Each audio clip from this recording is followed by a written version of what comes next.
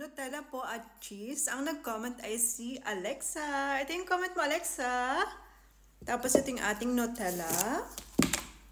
Kuha lang tayo dito ng konting cheese. Ayan.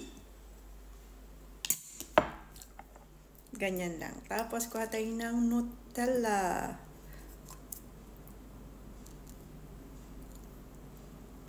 Oh, cheers sa'yo, Alexa. Wow. Try natin.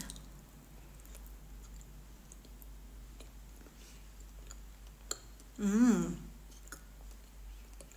Mmm.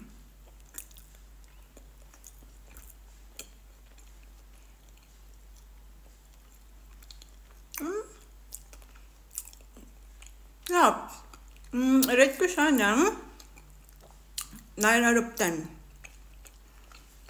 Siguro depende sa cheese kasi ano ito, parmesan cheese. Medyo maalat siya. Panlagay talaga ito sa noodles, sa pasta, spaghetti. Ayun, ginaganon siya, kinakaskas siya. Hindi siya masyadong bagay sa Nutella.